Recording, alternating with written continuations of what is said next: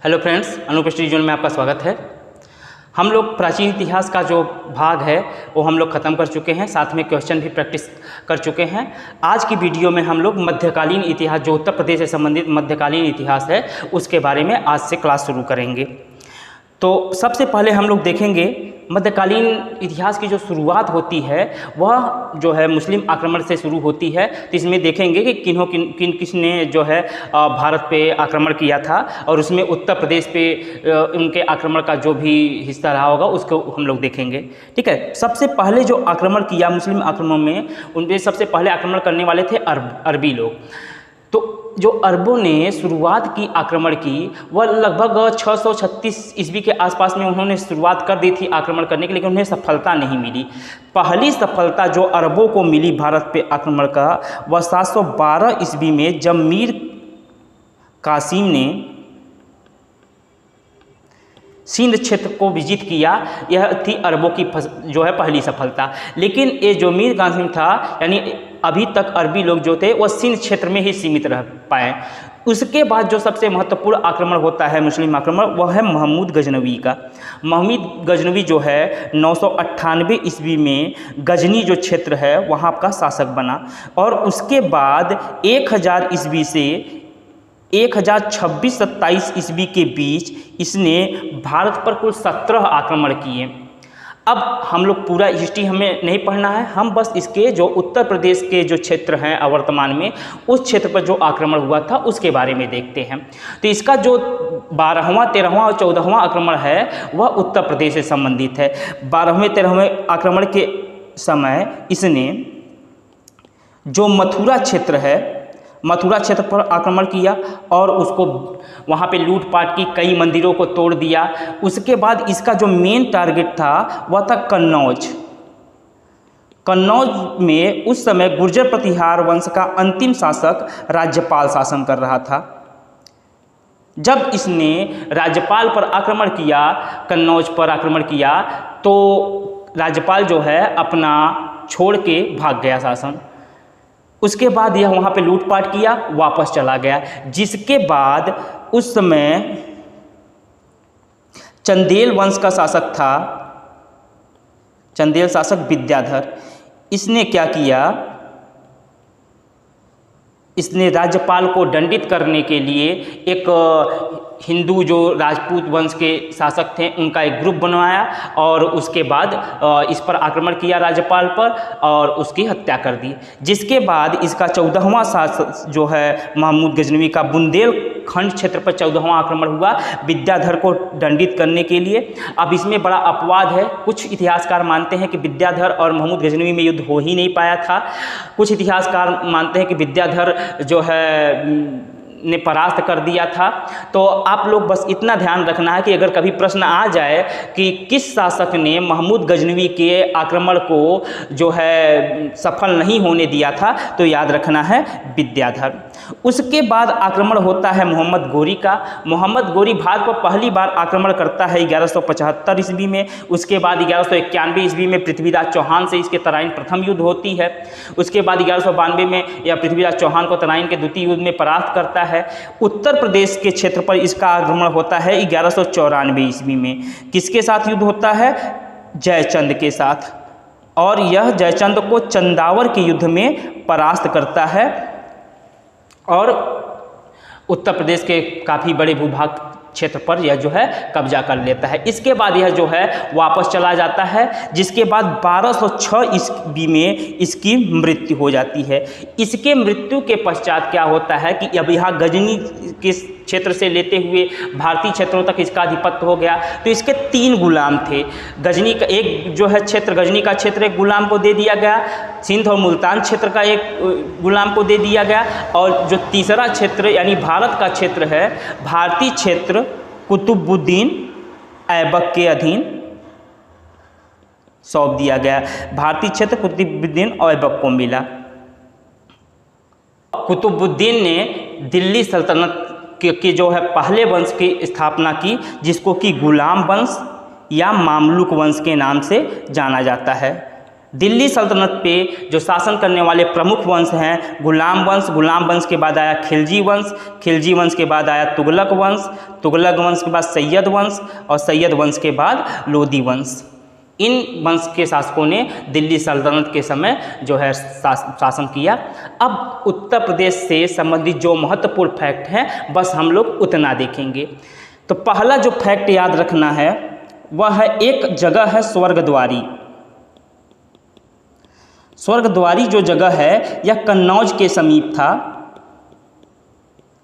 तो जब मोहम्मद बिन तुगलक के समय में प्लेग का प्रकोप फैला था तो मोहम्मद बिन तुगलक ने इसी स्वर्गद्वारी नामक स्थान पर शरण ली थी। तो प्रश्न आपका बन सकता है कि प्लेग का प्रकोप फैलने के समय मोहम्मद बिन तुगलक ने वर्तमान उत्तर प्रदेश के किस स्थान पर या किस क्षेत्र पर जो है शरण ली थी। तो याद रखना है स्थान नाम स्वर्गद्वारी और क्षेत्र जो है कन्नौज।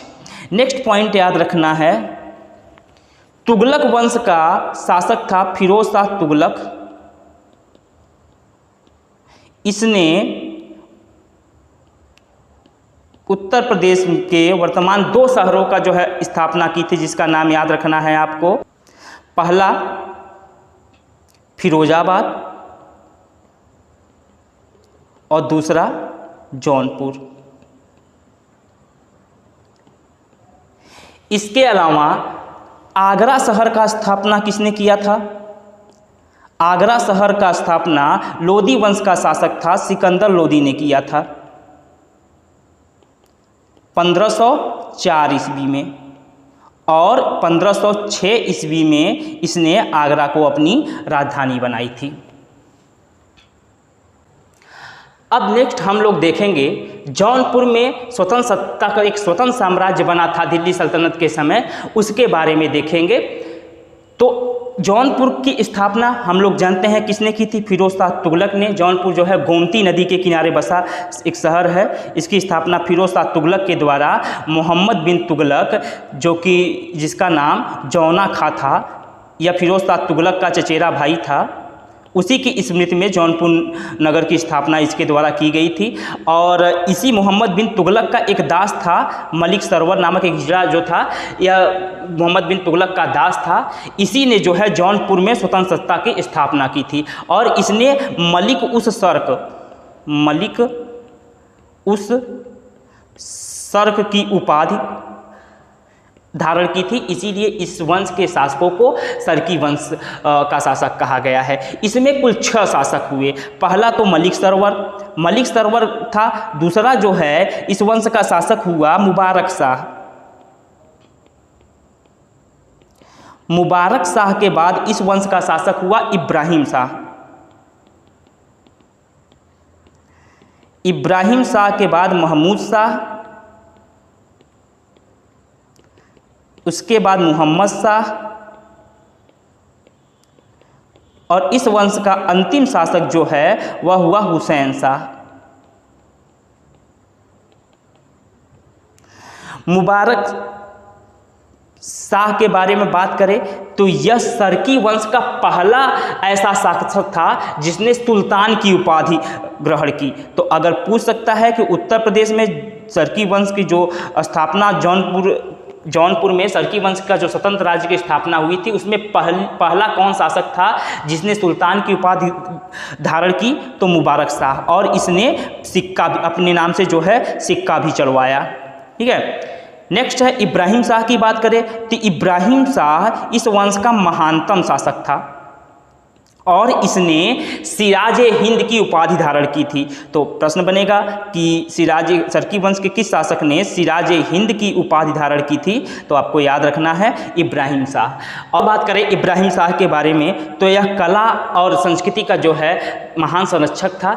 इसी के समय में जौनपुर की जो है सबसे ज़्यादा सांस्कृतिक प्रगति हुई, जिसके बाद इसको जौनपुर को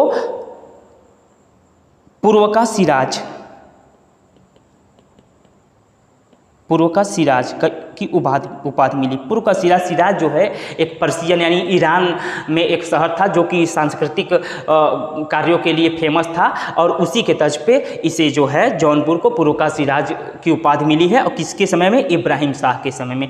इसके अलावा इब्राहिम शाह ने जो जौनपुर का अटाला मस्जिद है और झांझरी मस्जिद है, ये दोनों इब्राहिम शाह के समय में ही बनवाया गया था। और इसके अलावा मैथिली के कवि थे विद्यापति। विद्यापति जो है इसी के दरबार में रहते थे। इसके अलावा एक स्थापत्य की सरकी शैली है, स्थापत्य की सरकी शैली, इसका विकास भी इब्राहिम शाह के समय ही हुआ था। यानी अगर पूछ ले आपसे कि स्थापत्य की सरकी शैली किस सरकी शासक के समय में विकसित की हुई थी, तो याद रखना है इब्राहिम शाह के समय में। बाकी ये जो दो शासक थे निर्बल शासक थे। अंतिम शासक जो हुआ हुसैन शाह, हुसैन शाह इस वंश का अंतिम शासक था। इसके समय में लोदी वंश जो दिल्ली सल्तनत की थी, उस समय सिकंदर लोदी शासन कर रहा था, और सिकंदर लोदी ने जौनपुर को जो है जीतकर उसे दिल्ली सल्तनत में मिला लिया, और इस प्रकार जौनपुर की जो है स्वतंत्र सत्ता समाप्त हुई। बात करें अब उत्तर प्रदेश में जो है सल्तनत काल में जो प्रमुख स्थापत्य हुए हैं उसके बारे में, तो पहला तो हम लोग अटाला देवी मस्जिद और झांझरी मस्जिद, ये दोनों देखा। ये कहाँ पे है? जौनपुर में है। और इसकी स्थापना किसके द्वारा कराई गई थी? इब्राहिम शाह सरकी के द्वारा कराई गई थी। नेक्स्ट है लाल दरवाज़ा मस्जिद। लाल दरवाज़ा मस्जिद भी जौनपुर में है, और इसकी स्थापना सरकी वंश के शासक मोहम्मद शाह सरकी के द्वारा करवाई गई थी। जामी मस्जिद, ये जौनपुर का जो जामी मस्जिद है उसे हुसैन शाह सरकी ने निर्मित करवाया था। और जो जामा मस्जिद बदायूं है उसका निर्माण जो है इल्तुतमिश ने कराया था। कुतुबुद्दीन ऐबक के समय इल्तुतमिश, ये भी प्रश्न आ सकता है, कुतुबुद्दीन ऐबक के समय इल्तुतमिश जो है बदायूं का ही इक्तेदार था। तो आपसे पूछ लेगा कि इल्तुतमिश कुतुबुद्दीन ऐबक के समय उत्तर प्रदेश के किस क्षेत्र का इक्तेदार था, तो याद रखना है इल्तुतमिश बदायूं क्षेत्र का था, और उसी ने जो है जामा मस्जिद का निर्माण कराया था। इसके अलावा हम लोग आगरा देख ही चुके हैं। आगरा की स्थापना किसने की थी? सिकंदर लोदी ने। और जो है फिरोजाबाद और जौनपुर नगरों की स्थापना फिरोज शाह तुगलक के द्वारा की गई थी। तो दोस्तों इस वीडियो यह जो है मध्यकालीन इतिहास का जो है पहला भाग है। नेक्स्ट पार्ट में हम लोग जो पढ़ेंगे वो मध्यकाल में जो भक्ति आंदोलन हुआ था उसमें जो है उत्तर प्रदेश से संबंधित कौन कौन लोग थे उनके बारे में पढ़ेंगे, और तीसरे पार्ट में हम लोग मुगल काल को कवर करेंगे। तो उम्मीद करता हूँ वीडियो आप लोग को पसंद आई होगी। अगर वीडियो पसंद आई है तो लाइक शेयर जरूर करें, और चैनल को सब्सक्राइब नहीं किया तो चैनल को सब्सक्राइब जरूर कर लें। मिलते हैं नेक्स्ट वीडियो में, तब तक के लिए धन्यवाद। जय हिंद।